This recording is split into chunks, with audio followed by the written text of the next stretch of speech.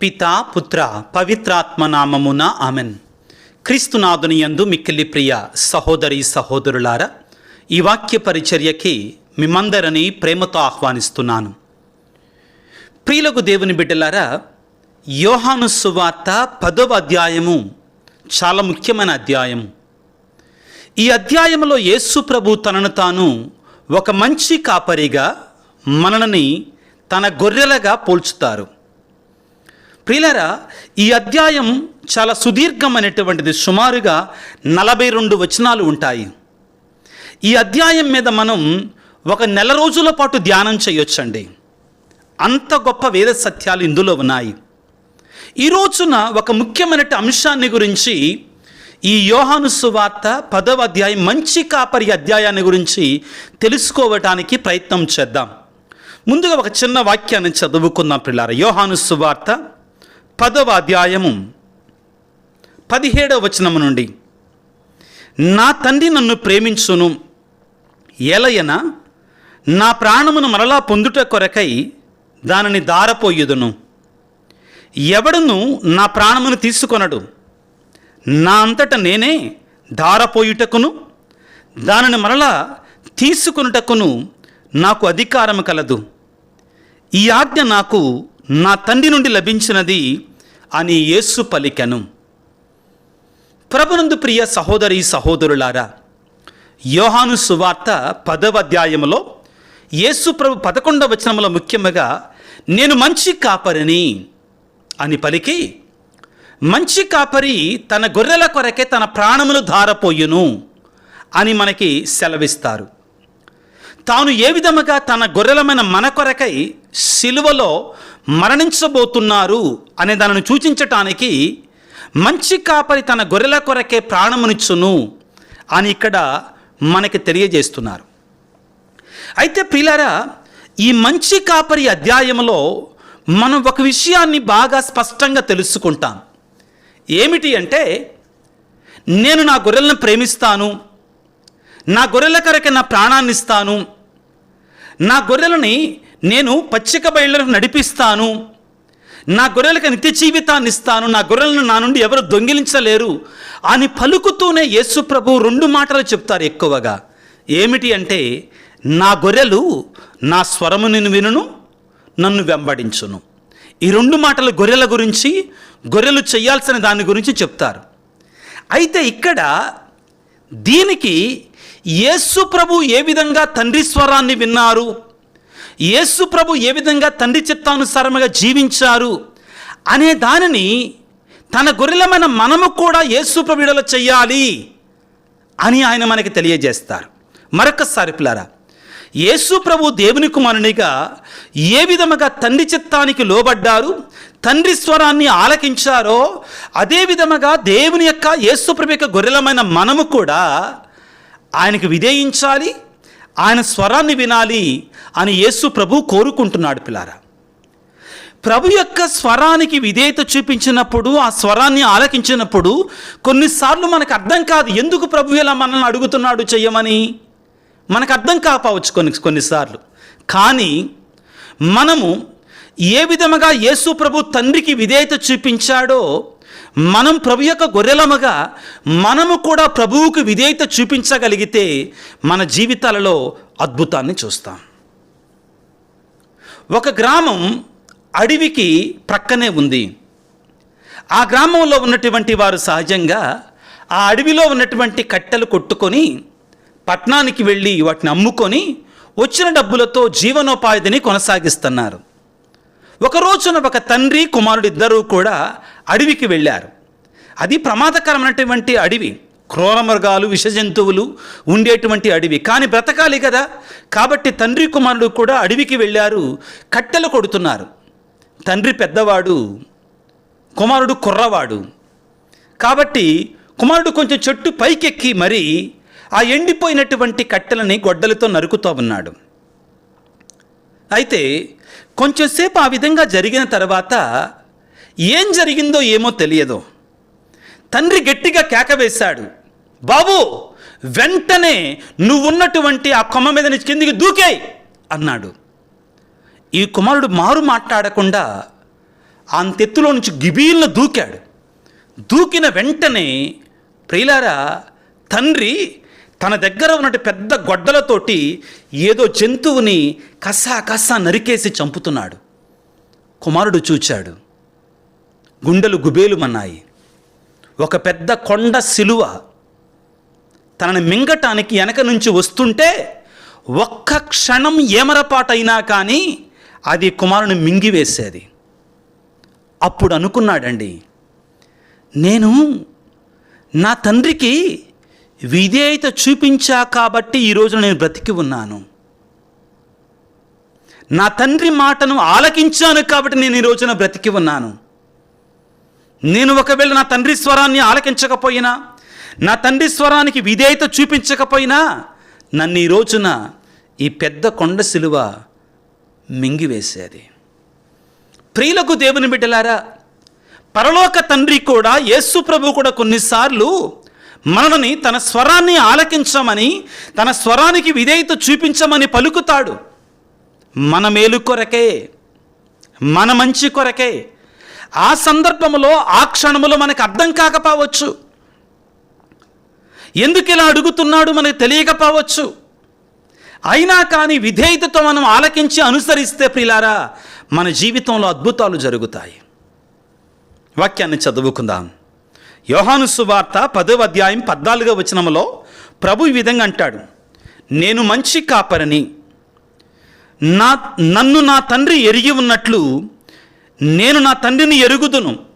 అట్లే నేను నన్ను నా గొర్రెలను ఎరుగును.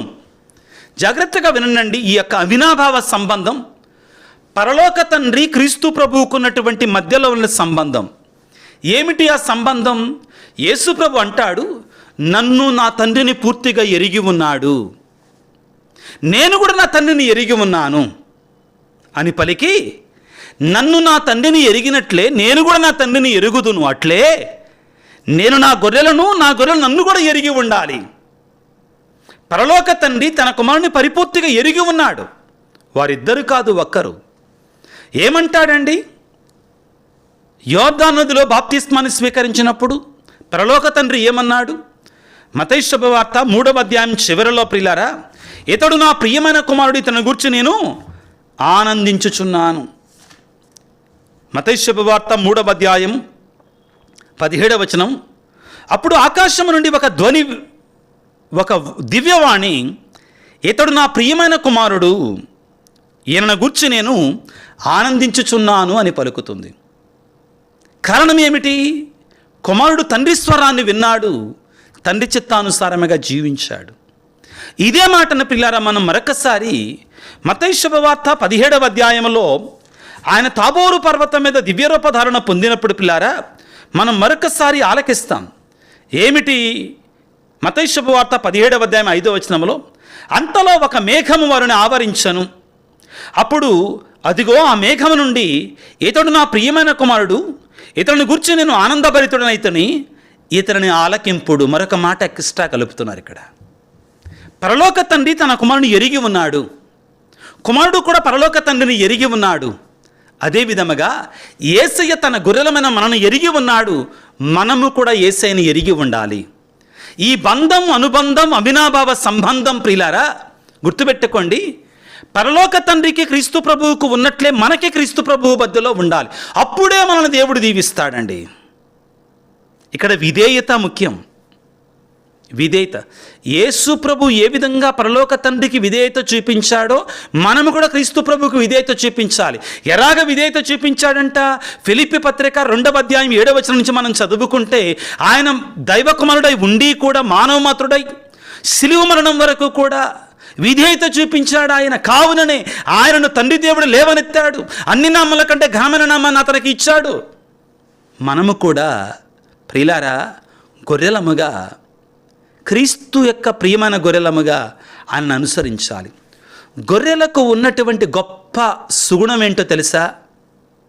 గొర్రెలకు ఉన్నటువంటి సుగుణం, వాటి వెనక ఎవరు ఉండాల్సిన అవసరం లేదండి. వాటి ముందు కాపరి ఉంటే చాలు, అంతే, నడుస్తాయి విధేయతగా. అందుకేనేమో యేసు ప్రభు మనల్ని తన గొర్రెలని పిలుచుకున్నాడు. నేను ఎప్పుడు అడుగుతానండి ఈ ప్రశ్నని, గొర్రెల కాపరులు సిటీల్లో కాదండి, గ్రామాల్లోకి వెళ్ళి చూడండి, అక్కడ తెలుసుద్ది మనకి. గొర్రెల కాపరి గొర్రెలకి వెనకుంటాడా ముందుంటాడండి. అదే గేదెలకి, ఆవులకి, ఎడ్లకి, ఇతర జంతువులకి కాపరి వెనకుండి కొట్టాలి, వాటిని అల్లించాలి. గొర్రెలు అలా కాదు, కాపరిని అనుసరిస్తాయి, విధేయత చూపిస్తాయి. ఏమంటున్నాడు? నేను మంచి కాపరిని, నన్ను నా తండ్రి ఎరిగినట్లే నేను నా తండ్రిని ఎరుగుదును, అట్లే నేను నన్ను నా గొర్రెలను ఎరుగును, నేను గొర్రెల కొరకు నా ప్రాణమును ఇచ్చేదను. ఆ తరువాత ఇప్పుడు మనం చదువుకున్న వాక్యములో యోహాను సువార్త 10వ అధ్యాయం 17వ వచనములో, నా తండ్రి నన్ను ప్రేమించును. ఎందుకు ప్రేమిస్తాడు పరలోక తండ్రి? కుమారుడు అంటే ఏంటో తెలుసు, కుమారుని యొక్క విధేయత తెలుసు. నా తండ్రి నన్ను ప్రేమిస్తాడు అని చెప్పి వెంటనే ఏమంటారో వినండి, జాగ్రత్తగా ఆలకించండి. ఎలయన నా ప్రాణమును మరలా పొందుట కొరకై దానిని ధారపోయుదును. తండ్రికి విధేయత చూపిస్తున్నాడు. ఆ తరువాత, ఎవడు నా ప్రాణమును తీసివేసుకొనడో, నా అంతట నేనే ధారపోయుటకును దానిని మరలా తీసుకున్నటకు నాకు అధికారం కలదు. ఈ ఆజ్ఞ నాకు తండ్రి నుండి లభించినది. పరలోక తండ్రి నుండి ఆ గొప్ప అధికారాన్ని యేసు పొందుకున్నాడు. స్వచ్ఛందంగా, ఫోర్స్ఫుల్గా, వద్దు కుమారుడా, నీకు ఇష్టమైతేనే నా ఆజ్ఞకు లోబడు. కుమారుడు లోబడ్డాడు. ఆది ఆదాము పరలోక తండ్రి యొక్క చిత్తానికి వ్యతిరేకముగా జీవిస్తే రెండవ ఆదాము అంటే యేసు భగవానుడు. రోమాపత్రికలో పౌలు గారు పలికినట్లుగా, ప్రియులారా, ఒక మనుషుని వలన పాపము ఈ లోకంలోనికి వస్తే, ఒక మనుషుని యొక్క విధేయత వలన ఈ లోకంలోనికి పాపం వస్తే, మరొక మనుషుని యొక్క విధేయత ద్వారా, అదే యేసుప్రభు యొక్క విధేయత ద్వారా ఈ లోకంలో రక్షణ, విమోచన వచ్చింది. నీవు నేను కూడా రక్షణ పొందాలంటే, విమోచించబడాలంటే యేసు ప్రభువులాగా పరలోక తండ్రికి ఏ విధంగా విధేయత చూపించాడో మనము కూడా మంచి గొర్రెలుగా యేసయ్య స్వరాన్ని విందాం. ఆయన స్వరానికి లోబడి జీవించటానికి ప్రయత్నం చేద్దాం. ప్రియులారా, మనము క్రీస్తు ప్రభు యొక్క స్వరాన్ని వినకుండా ఈ యోహాను సువార్త 10వ అధ్యాయం అంతా ఇదే ఉంటుందండి. యేసు ప్రభు మంచి కాపరి, గొర్రెల కొరకే ప్రాణాన్ని ఇస్తాడు, గొర్రెలను ప్రేమిస్తాడు కాదంటల్లా. కానీ గొర్రెల వైపు నుంచి ఏం చేయాలి? యోహాను సువార్త అంతా అదే నడుచుద్దండి. నా గొర్రెలు నా స్వరాన్ని వింటాయి, నన్ను అనుసరిస్తాయి, నన్ను వెంబడిస్తాయి. ఇదే మనం చదువుకుంటూ ఉంటాం ప్రియులకు దేవుని బిడ్డలారా. ఇదిగో వాక్యాన్ని చదువుకుంటే యోహాను సువార్త 10వ అధ్యాయం 27వ వచనములో, నా గొర్రెలు నా స్వరమును వినును, నేను వారిని ఎరుగుదును, అవి నన్ను వెంబడించును. మనం అది చేస్తే, ఒకవేళ మనం ఆయన స్వరాన్ని విని ఆయనను వెంబడించగలిగితే, నేను వానికి నిత్య జీవితమును ప్రసాదింతును. కనుక అవి ఎప్పటికీ నాశనం చెందవు, వారిని ఎవ్వడునూ దొంగిలింపలేడు. ఎన్ని దీవెనలు ప్రియులారా, ఎన్ని దీవెనలు! ఏమంటాడు యేసు ప్రభు? నిత్య జీవితాన్ని ప్రసాదిస్తాను, నాశనము చెందవో. ఎవరైతే యేసయ్యను నమ్ముకుంటారో, ఆయన వాక్యానుసారముగా జీవిస్తారో, వాక్యాన్ని విశ్వసిస్తారో, ఆయన నిజ దేవుడిని అంగీకరిస్తారో వారికి నాశనము లేదు. ఆ తర్వాత అంటున్నాడు, ఎవ్వడు కూడా వాటిని నా వద్ద నుంచి దొంగిలించలేడు. ప్రియులారా, ఈ గొర్రెలను ప్రభువుకి ఇచ్చింది ఎవరు? పరలోక తండ్రి. మనం పరలోక తండ్రి సొత్తు ప్రియులారా, ఆయన సొత్తు. పౌలు గారు అంటారు కదా, ఇక నేను కాదు జీవించేది, ప్రభువుగా జీవిస్తున్నాడు నాలో. నేను ప్రభువులాగా మారిపోవాలి, ప్రభువు నాలో ఉండాలి, ఆయన అనుసరించాలి. ఆ విధంగా అప్పుడు లేవనెత్తుతాడు, అప్పుడు అద్భుతాలు చూస్తాం ప్రియులకు దేవుని మన బ్రతుకులలో. ఆ మంచి కాపరిని విడిచిపెట్ట మాకు బిడ్డ. నీ జీవితంలో ఎల్లప్పుడూ కూడా ఆ మంచి కాపరిని నీకు తోడుగా ఉంచుకో. ఒకటే నువ్వు చేయాల్సిందల్లా, ఎంత కష్టమైనా, ఎంత క్లిష్టమైనా కానీ, ఎంత నష్టమైనా కానీ ఆయన వాక్యాన్ని ఆలకించు, ఆచరించు, అనుసరించు, వెంబడించు. అద్భుతాన్ని చూస్తాం, ఆశ్చర్యకార్యాలు చూస్తాం. ఆయన విడిచిపెడతాడా మనల్ని? ఆయన నమ్ముకున్నటువంటి వారిని విడిచిపెట్టే దేవుడా? ఎట్టి పరిస్థితుల్లో కాదు. నిత్య జీవితాన్ని ప్రసాదిస్తానంటున్నాడు. ఇంకా నాశనము చెందమంటండి మనం. వారిని ఎవడును నా వద్ద నుండి దొంగిలింపడంటండి. 1వ కీర్తనలో దీని గురించే మాట్లాడతారండి. దీనికి సంబంధించినటువంటిదే. ఎవరట నీతిమంతులు ఎలాగా ఉంటారట? అతడు ప్రభువు ధర్మశాస్త్రమును ఆనందముతో పారాయణం చేయను. ధర్మశాస్త్రాన్ని పారాయణం చేయటం, చదవడం అంటే ఏంటి? ఈ కళ్ళతో చూసి, ఈ చెవులతో విని, ఈ చెవులతో విడిచిపెట్టటమా? నో. పారాయణం చేయటం అంటే ఆకళింపు చేసుకొని అనుసరించటం, స్వరాన్ని విని అనుసరించటం. నీతిమంతుడు మంచి త్రోవలో నడిచేటువంటి వాడు, కీర్తన గ్రంథం 1వ అధ్యాయం 2వ వచనములో, అతడు ప్రభువు ధర్మశాస్త్రమును ఆనందముతో పారాయణము చేయును, రేయింబవళ్ళు మననం చేయును. ఎప్పుడైతే మనం ఆయన స్వరాన్ని విని దాన్ని మననం చేసి అనుసరిస్తామో అటువంటి వారు ఏ విధంగా ఉంటారట? ఏటి ఒడ్డున నాటగా సకాలమున పండ్లనిచ్చుచు ఆకులు వాడక ఉండి చెట్టు వంటి వాడు. అతడు తాను చేపట్టు కార్యములన్నిటిని విజయమును పడియను. దేవుని నమ్మినవాడు ఎన్నడూ చెడిపోడు. 2 పడవల మీద కాళ్ళు పెట్టి నేను దేవుని నమ్ముతున్నాను అని యాక్టింగ్ చేసావనుకో, దేవుని మోసం చేయలేవు. ఆయన 1000 సూర్యుల వెలుగు కంటే ఎక్కువ వెలుగుతో నిన్ను చూస్తున్నాడు. పరిపూర్ణంగా ఆయనకు అంకితం కావడానికి ప్రయత్నం చేద్దాం. ఆయనని స్వీకరించడానికి ప్రయత్నం చేద్దాం. మన జీవితాలలోనికి, మన కుటుంబాలలోనికి, మన బ్రతుకులలోనికి దేవుని కృపను పొందుకుందాం.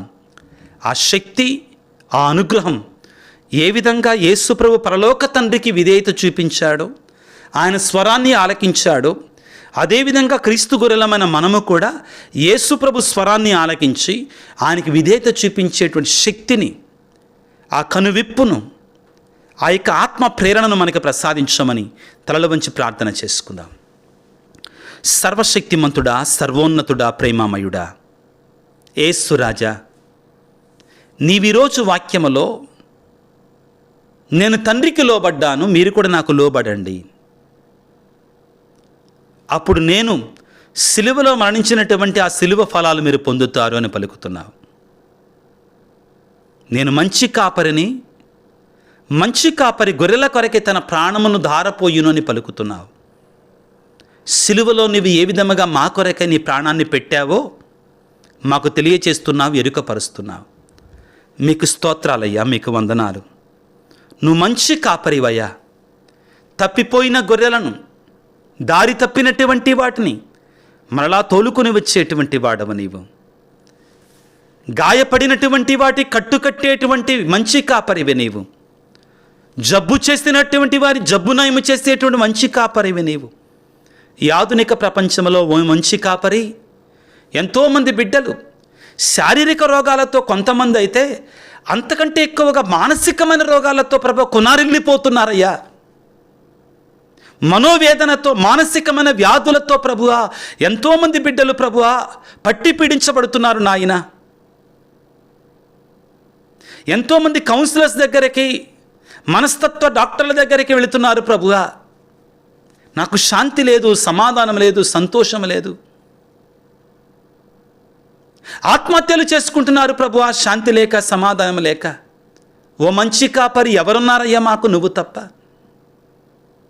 నువ్వే మమ్మల్ని నడిపించే మంచి కాపరివి.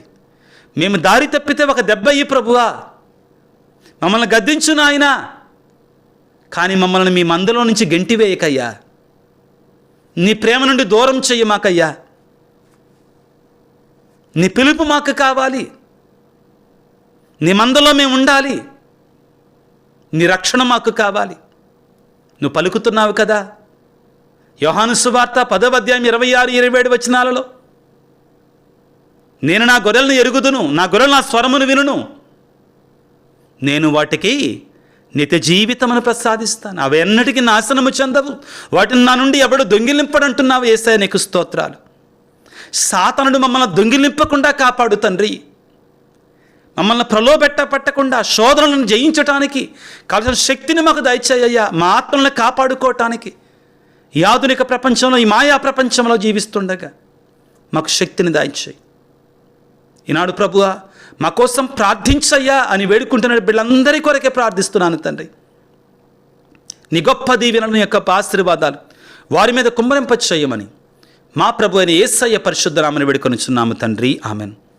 ప్రభువు మీతో ఉందురుగాక, మీ ఆత్మతో ఉందురుగాక. సర్వశక్తి గల సర్వేశ్వరుడు, పిత, పుత్ర, పవిత్రాత్మ మిమ్ము మీ కుటుంబాలను చల్లగా దీవించి ఆశీర్వదించి కాపాడుదురుగాక. God bless you.